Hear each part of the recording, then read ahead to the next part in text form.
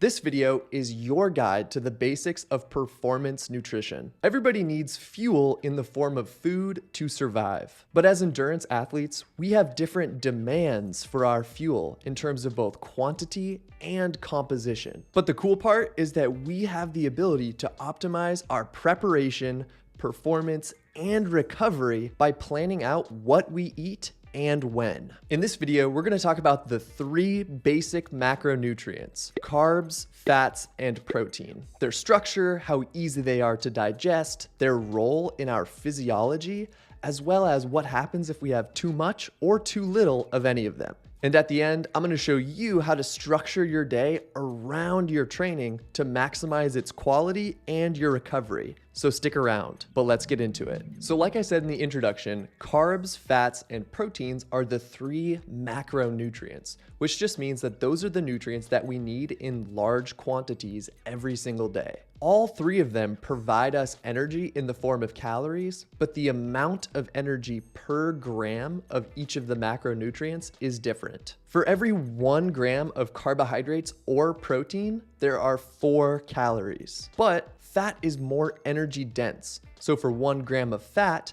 there are 9 calories. These nutrients also differ in how quickly they supply energy. Carbohydrates are the fastest, then comes protein, and fats are the slowest. When we consume these nutrients, our body digests them and breaks them down into their basic units. Carbohydrates get broken down into sugars, proteins get broken down into amino acids, and fats get broken down into fatty acids. Our body uses these basic units to build substances that it uses for maintenance, growth, and activity. Now I wanted to dive into each of the macronutrients a little bit deeper, starting with carbs. Carbohydrates are our body's preferred fuel source and are the easiest to digest. And if you haven't already, I highly recommend you watch my training zones video, because nutrition and training and fuel are all linked together like this.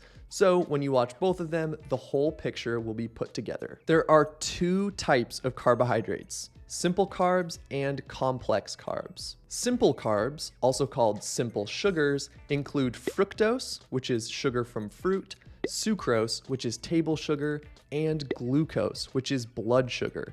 That is our body's preferred fuel source. Because simple sugars are small molecules, they are very quick and easy to break down. Complex carbs, on the other hand, are long strings of simple carbs, and this increase in size makes them a little bit more difficult to break down. That being said, it's still easier to break down complex carbs than it is fats or protein. After we consume carbohydrates, any glucose that we don't immediately use gets stored in our liver and muscle cells as glycogen for later use. Throughout the day or during exercise, glycogen is broken down, freeing glucose molecules that are then oxidized to synthesize ATP. And ATP is the energy that's required for our muscles to contract. Let's move on to fats. Fats are the secondary or supporting fuel source to glucose. They're made up of complex molecules, making them difficult to break down and digest. Fats are used for energy, cell function, hormone production, and nutrient absorption. Now let's talk about proteins. Proteins are the building blocks of our bodies. They're complex molecules made up of amino acids,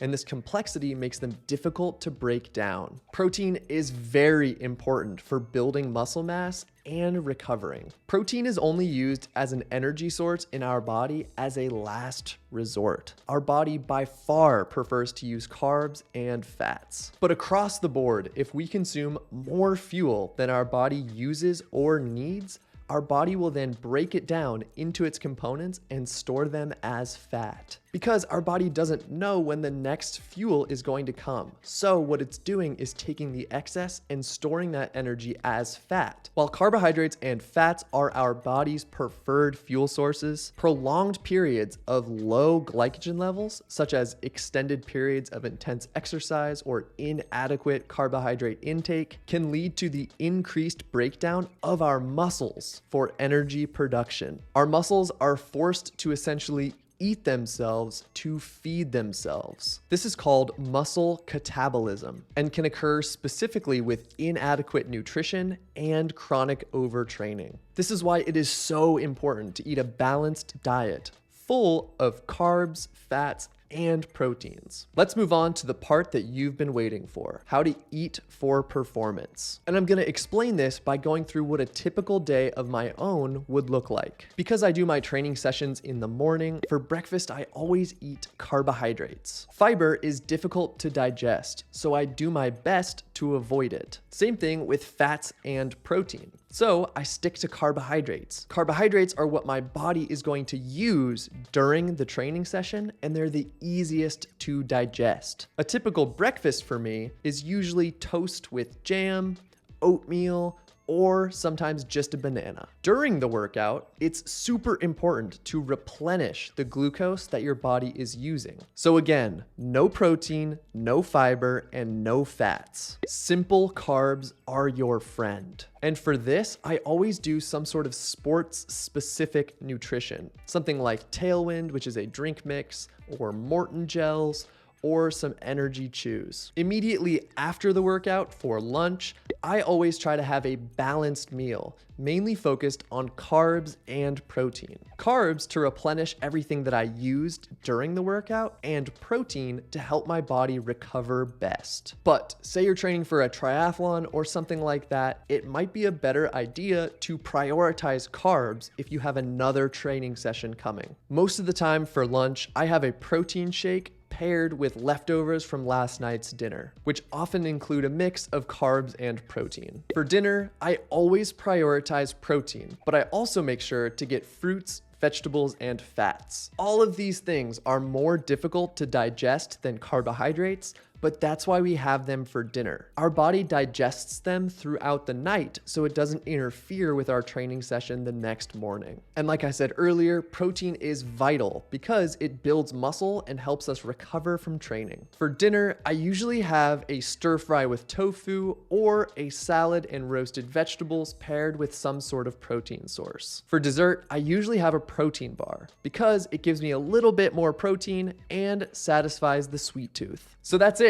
Those are the basic concepts of performance nutrition. When I first learned how we can structure our day of eating around training, it was one of those things where it makes total sense, but also completely blows your mind. And like I said in my training zones video, I really need to understand why I'm doing what I'm doing for me to actually keep doing it. Planning what and when we eat allows us to prepare, perform, and recover better. It's that simple. Carbohydrates before and during the training session, fiber, fats, and protein after the training session. If you found this video helpful, valuable, or interesting, please consider liking, commenting, and subscribing. It helps me know that I'm on the right track and helps this channel continue to grow. As always, thank you for watching, and I'll see you in the next video.